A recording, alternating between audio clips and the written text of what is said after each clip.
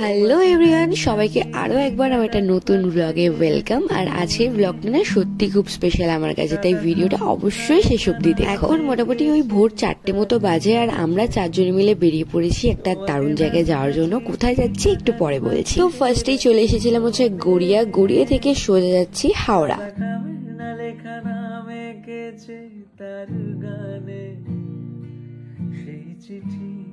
যত লেখা থাকে একা একা সেই গানে। অ্যান্ড ফাইনালি আমরা চলে এসেছি হাওড়া স্টেশনে। আর এখন মোটামুটি 5:30 মতো বাজে। আর এখন আমি, মা, বাবা 3 জনে ওয়েট করছি বাইরে। আর ভাই গেছে ট্রেনের টিকিট কাটতে। আমাদের এখন এখানে 2 ঘন্টা ওয়েট করা ছাড়া কোনো কাজ নেই, তাই একটু খাওয়া দাওয়া করে নেওয়া হলো। আর হ্যাঁ, তোমাদেরকে তো বলাই হয়নি যে আমরা কোথায় যাচ্ছি। আমরা যাচ্ছি হচ্ছে প্রয়াগরাজে মহাকুম্ভে স্নান করতে। আমাদের আগে থেকে কাটার টিকিট তো কনফার্ম হয়নি, ক্যান্সেল হয়ে গেছে, তাই এখন আমাদের জেনারেলি যেতে হবে। আর জেনারেলের জন্যই লম্বা লাইন দেখতে পাচ্ছ। ফাইনালি দীর্ঘ অপেক্ষার পর আমাদের ট্রেন স্টেশনে চলে এসেছে। এখন ট্রেনে ওঠার পালা। এখানে এরকম ভাবে সুন্দর করে লাইন দিয়ে ঢোকানো হচ্ছিল, এতে সুবিধাই হচ্ছিল। বাইরে কোনো হুটোপাটি ধাক্কা ধাক্কি কিচ্ছু হচ্ছিল না। হ্যাঁ, ভিতরে কি একটু করতে হবে সেটা আলাদা, কিন্তু বাইরে হচ্ছিল না। ভিতরে গিয়েও যে খুব একটা যুদ্ধ করতে হয়েছে বলবো না, আমরা 4 জনেই জায়গা পেয়ে গেছিলাম। জার্নিটা বেশ লম্বা, 14 আওয়ার্সের।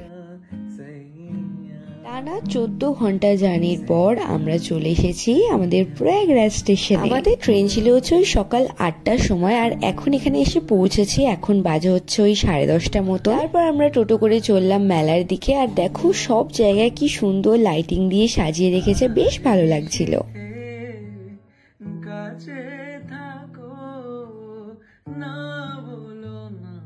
করে আমরা চলে এসেছি এই যে কুম্ভ মেলার বাইরে গেট অব্দি। তারপর এখানে কিছুক্ষণ সবাই একটু খাওয়া দাওয়া করে সোজা চলে গেলাম মেলার ভিতরে। আচ্ছা, লোকজনের যা ভিড় তা দেখে কেউ বলবে যে এখন রাত 1টা বাজে?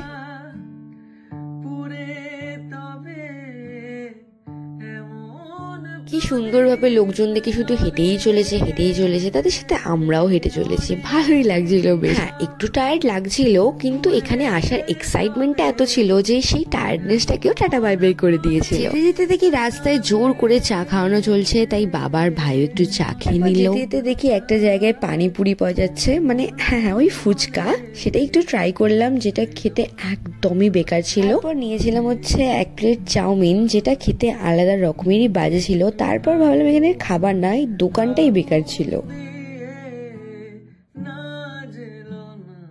এরকম ভাবেই হাঁটতে হাঁটতে আমরা বেশ কিছু কিলোমিটার হেঁটে নিয়েছি। আর আমাদের কাছে প্রথমেই চলে এসেছে এই যে কচ্ছপ দুয়ার। এটাই আই গেস ফার্স্ট দুয়ার ছিল, সেটাও আমরা পার করে নিলাম।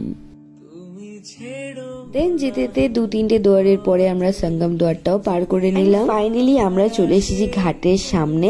আর এখন লিটারেলি 3টে না 4টে বাজে, তখনই লোকজন দেখি স্নান করে নিচ্ছে। তারপর ওখানে বসে বসে আমি একটু ক্যান্ডি ফ্লস খেয়ে নিলাম।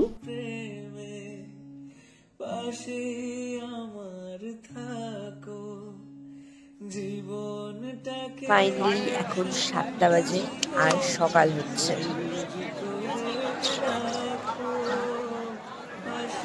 5টা, 6টা, 6:30 তখনও অবধি কিন্তু সূর্যের আলো দেখা যায়নি। অ্যান্ড ফাইনালি 7টার সময় আমরা সূর্য মামার একটু আলোটা দেখতে পেলাম। আমরা সবাই একটু রেডি হয়ে নিচ্ছিলাম। এখন দেখতে দেখতে অনেক দোকানপাট বসে গেছে, সবটা তোমাদের ঘুরে দেখাবো, চলো।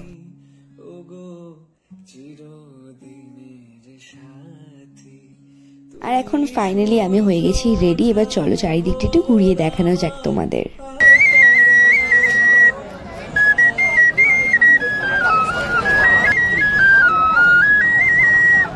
ঘাটের বাইরে মোটামুটি এরকম সুন্দর ছোট ছোট দোকানই বসেছিল শুধু, আর কোনো কথা না। এবার শুধু তোমরা এই চারিপাশে সৌন্দর্যটা উপভোগ করো।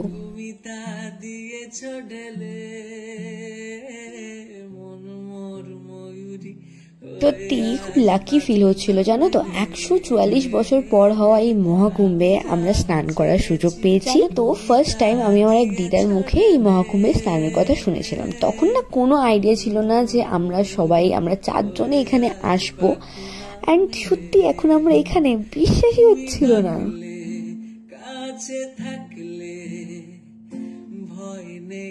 জাস্ট এই পিকচারটা দেখো কি অসাধারণ লাগছে, তাই না? কত লোক একই সাথে স্নান করছে। আর দেখো স্নানও আমাদের হয়ে গেছে। স্নানের সময় আলাদা করে কোনো ভিডিও করিনি, কারণ যেটার জন্য এখানে আসা, একবার সুযোগ পেয়েছি তখন যদি ভিডিও করি মন দিয়ে স্নানটাই হবে না, তাই জন্য স্নানের সময় নো ভিডিও। স্নানের পরে সোজা চলে এসেছি খাওয়া দাওয়া করতে। আর এই ছিল আজকে প্রয়াগরাজের স্নান যাত্রার ভিডিও। কেমন লেগেছে অবশ্যই জানিও, আর তোমরা কারা কারা প্রয়াগরাজে গেছিলে তারা অবশ্যই জানিও। আর যারা যারা বাকি আছো যাওনি তাদের বলবো অবশ্যই ঘুরে এসো, কারণ ইয়ে মৌকা ফির কभी नहीं मिलेंगे।